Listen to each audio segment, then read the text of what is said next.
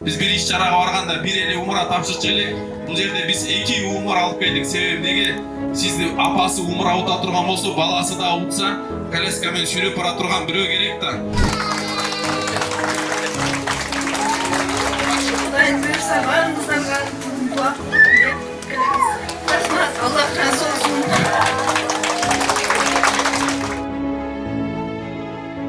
Ата устаздын атынан сизге кыргызча Куран которулган тапшырып койгон. Апабыз небересин багат экен, мына кандай мындай чоң апалар жок келсе да азыр бул убакта. Небересибиз баласын бакпайт азыр.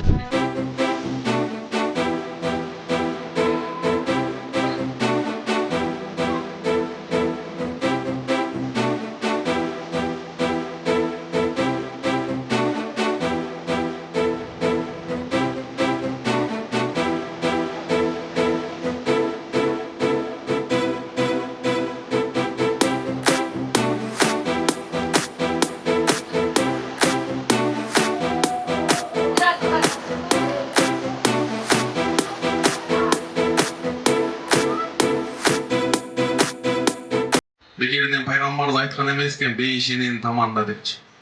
Бирок кандай эненин таманында? Ушундай уул берсе дагы, бала берсе дагы жашоонун тагдырына чыдап, бул Алланын берген тагдыры, бунун артында жакшылык бар деп, Аллага жалбарып дуа кылып, ушу баласын таштап койбой, өмүр бою кызмат кылган эненин таманында экен.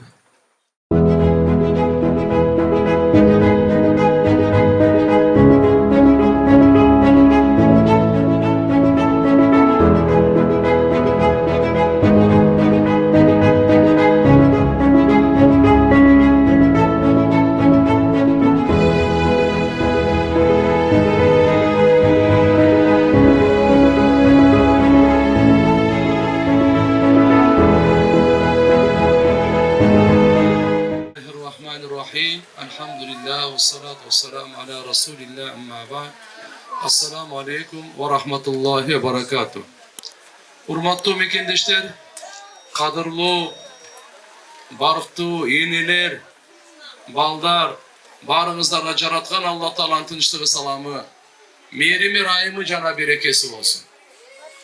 Nake beyiş baldarı dep, atayı uyumdun ata alıp, şındığında atına zatı jaraşıp, hakikatta bu kişine mümkünçülüğü çektirgen baldарды karagan. Bu sizlerdeki bu baldardın ne beyiş emez, sizlerin de beyişinler desem adaşmasam gerek. Andıktan bu Allah Ta'ala'nın olsa eken, hurmatlı eneler. Bu dağı bardığı Allah Ta'ala'nın özünün jaratıp, özünün bir bergen. Bu bir çekesinden karasanız Allah'ın bir nimetı. Elbette başında ata enege oğur olup, özgöçe enege.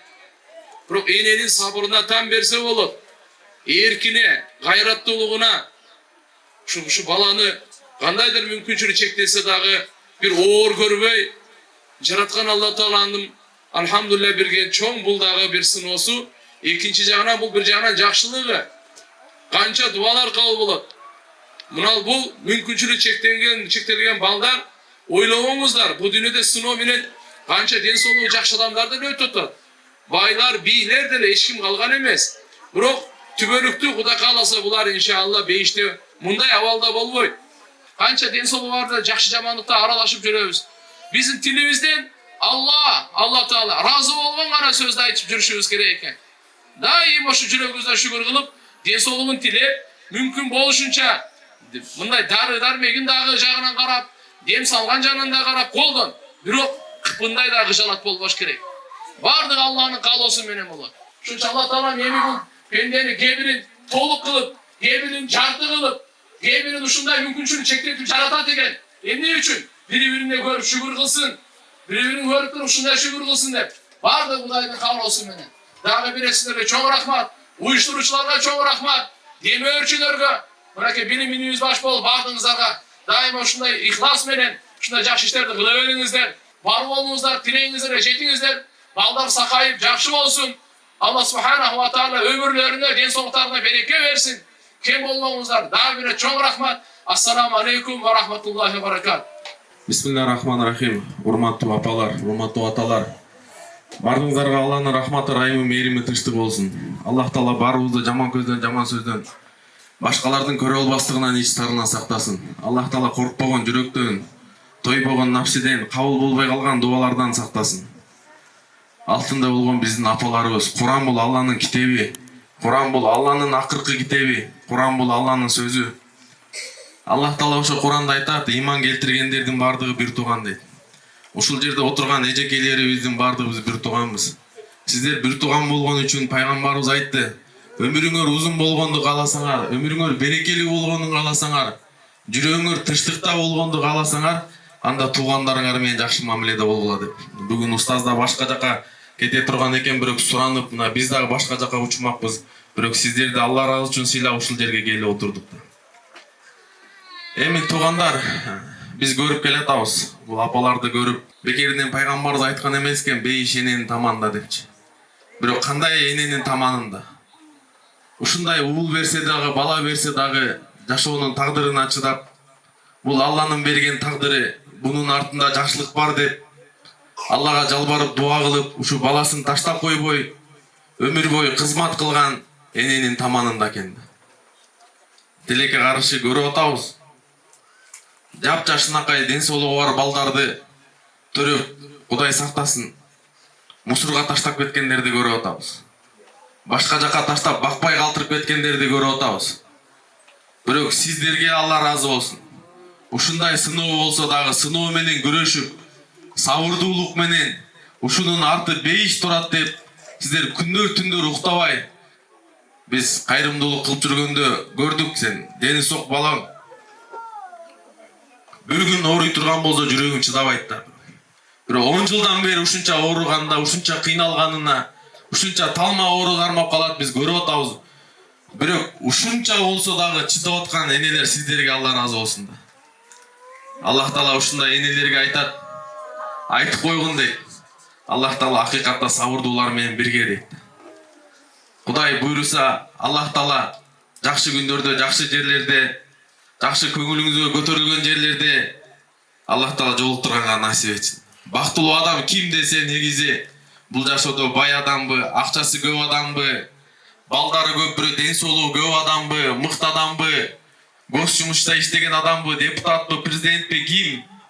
Бактылуу десе, ал адам жан чыдагыс тозоктон куткарылып, пендем келчи. Сага ушундай бала берсем дагы, сен ошол нерсеге чыдадың эле. Ошол нерсе жалбарып дуа кылдың эле. Ушундай бала берсем да калтырбай таштап кеткен жок элең. Менден үмүтүмдү үзгөн жок элең. Мен Куранда сага айткан элем, Алланын рахматынан үмүтүңөрдү үзбөгүлө дедим эле. Пендем, келеми сен бейишке кир десе, ошол адам бактылуу экен. Бактылуулукту башка жактан издебейт, байлыктан, бийликтен. Бирок кандай болбосун, бала берип тур, Аллага шүгүр. Жакында Ташкентке барып келгенбиз. Состояниясы миллиард эмес, триллиард да. Акчасын атын айтпай эле коюк эми. Немеринин акчасы көп. Өзбектер менен чай ичип отурганда, аке сиз ham зорсуз, хамма пулдардын баары сизде бар, акча бар, бийлик бар, сизде байлык бар десе, айтпайм. Токтой тур. Сенин канча балаң бар? 4 балаң бар. Айтат ошол бай, ошол миллиардер айтат. Аллага касам дейт. Аллага касам ичип айтам.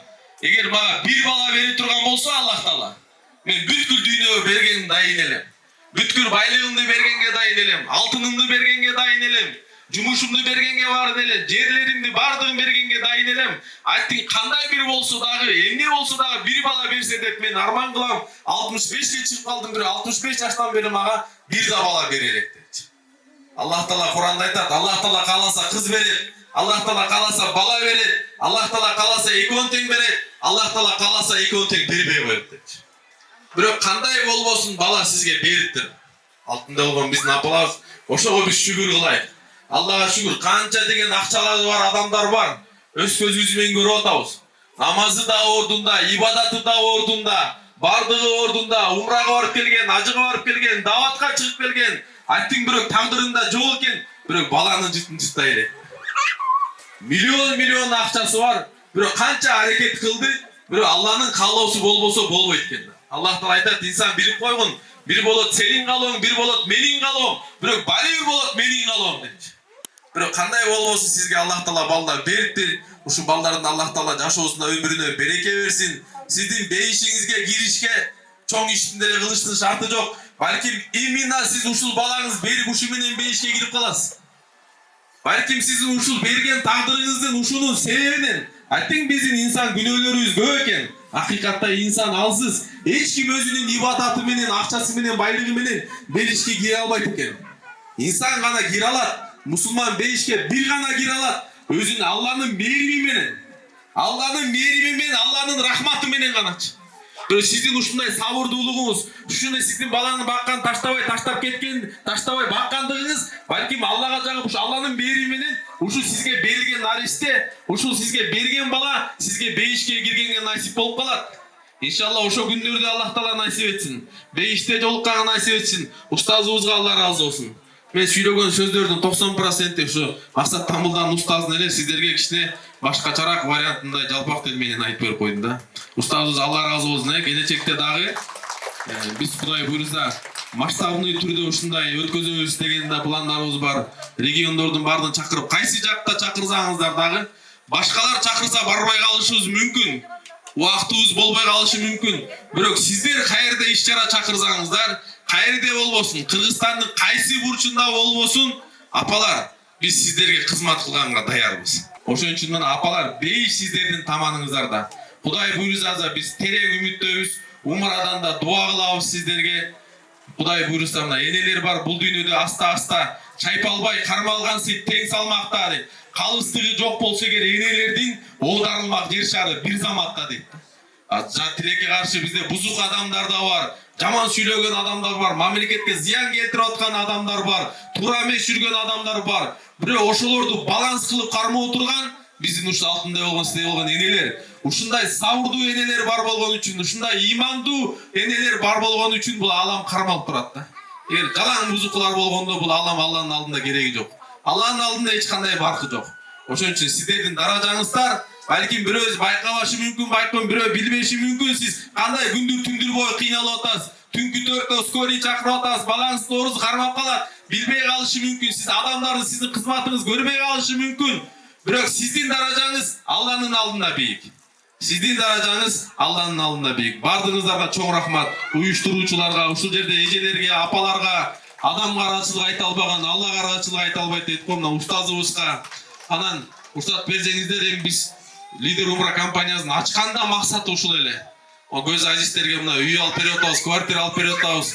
Анан бул жерде дагы мынакей жакында эле көрдүңүздөр ба, көз орукчан кыздары бар экен го, 2 кызы. Ошол жака үй алып бердик. Анан биз дагы мындай, Кудай буйрса иншалла 100% обещать этебиз. Карап ушундай бул жактагы немелер менен акылдашып, эжелер менен ар кимдин акыбалына карап, Кудай буйрса сиздердин араңыздардан дагы биз үй алып беребиз. Бир гана эмес, карап Кудай буйрса кимдин акыбалына карап, немесине карап, кимче канча баласы бар, кимдики коляскада отурганы көбүрөөк, ошого бир сыйра устаз менен башбара кылып, бул жактагылар менен башбара кылып, эгер Кудай буйрса иш жүрүп аткан эмес, бир нече үй менен Кудай буйрса сиздерге биз обещать этебиз иншалла Алланын алдында. Биз бир иш-чарага барганда бир эле умра тапшырчу элек. Бул жерде биз 2 умра алып келдик. Себеби неге? Сизди апасы умра ута турган болсо, баласы да утса, коляска менен сүйрөп бара турган бирөө керек да. Ошон үчүн бир үй бүлөк азыр бул жерде сразу 2 умра беребиз. Кудай буйрса бул жакта аттарын тапшырып койду. Эми кимдин тагдырына жазылган болсо, Аллах Таала ошого буйрут да. Мен ойлойт элем ошо умраны алгандан кийин ошол жерде умрачылар бул Алланын коноктору, Алланын делегаттары дейт. Дуа кылса сөзсүз дуалары кабыл болот дейт. Ошол жерден замзам ичип, замзам алып келгенден кийин ушу жамааттын баарына замзам кылып берип, анан ар бирине мен суранат элем, ким утса дагы, карыз утабы, жашы утабы, кандай ким утат билбейм, бирок сураныч, утсаңыз ушул жердегилердин баардыгын атын жазып барып, баардыгын балдарын атын жазып барып, сизге аманат катары тапшырат элек. Азыр ким утат экенин билбейбиз, бирок 5-10 мындан кийин ошол инсанды билебиз. Бирок сураныч ушул жамааттын баардыгына, атына, апасына, баласына кылып туруп, кагазга жазып барып турчу. Ар бирине пайым өнүндө дуа кылсаңыз, сизден сураныч ошол нерсе. Бул жерде Максат Тамылдан белеги бар экен. Бир белек Максат Тамылдан кыргызча Куран которулган китеби. Уруксат берсеңиздер, эже күн-түн бир күндө эже 5 жолу чалат, таңга молда чалат, кечке молда чалат. Унутуп калганда эже унутпайбыз, эч бере жайда этпеңиз деп эжеге тапшырып койгуя. Анан бул жерде жүргөн гана бир эжекебиз жүрөт го, мен жана Даткайымдын немеси эжекебиз, көп кызматтарын көрөбүз. Баягы чынында эркек кылбаган ишти кылып атат да. Бардыгына ошо эжелерге Алла ыраазы болсун, жашоосуна өмүрүнө береке берсин. Эч качан Аллах таала сизди мындай только жакшы күндөрдө кызмат кылып жүрө бериңиздер, Заткайым ушу бардык командаңыз сизге Алла ыраазы болсун, сиздерге да өзүнчө бир эме кылабыз, Анан Аллах таала устаз берден өзүңүз алып неме кылыңыз эми, кимдин аты болсо чыкса номери менен сиз айтасыз да тияктан. Мен окуп берип коеюн эмесе. Бирөөнү өзүңүз алыңыз да сиз.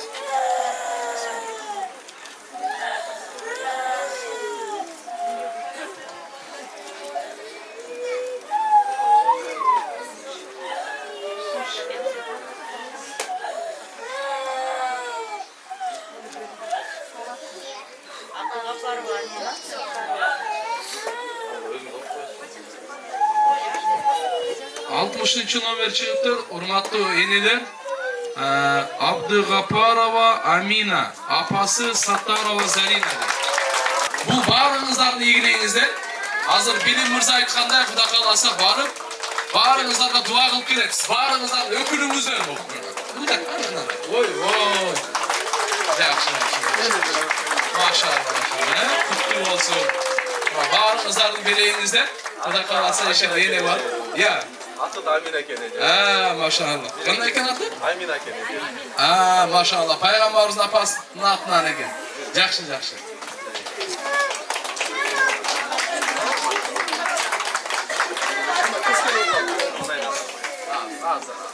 Рахмат барыңыздарға, uyuşturucularga. Allah барыңыздардан разы болсын. Құдайым бұйырса барыңыздарға дуа қылып, ниет қылып келеміз. Рахмат, Allah разы болсын. Энебиз толкунданып кетуші барыңыздардың дуаңыздың берекесі екен. Иншалла кем болуыңыздар, мынаке лидер умра компаниясының жетекшісі Билим мырзаға барына рахмат, атай умраны эбей кылып берип, азизинибизге рахмат. Жана мына жердеги Дакайым деп, жана фонддор, ушул да уюштуруучулар баарыңыздарга Алла Таала берекесин берсин. Ушундай кол ачыктык иш-чараңыздарды эч качан Алла Таалам кем кылып бактысыз кылбасын, каражаңыздар көтөрүлө берсин. Бергениңизге Алла Таала меселетип кайтарып бере берсин.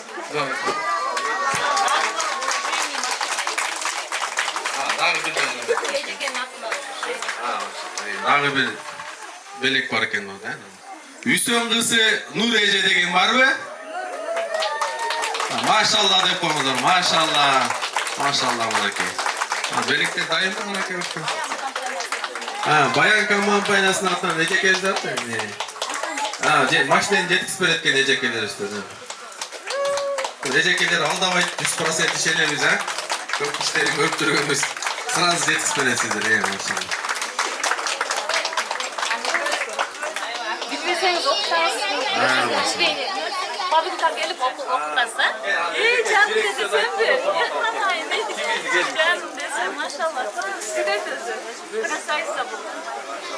Bu yemeden almazsa. Саламатсыздарбы?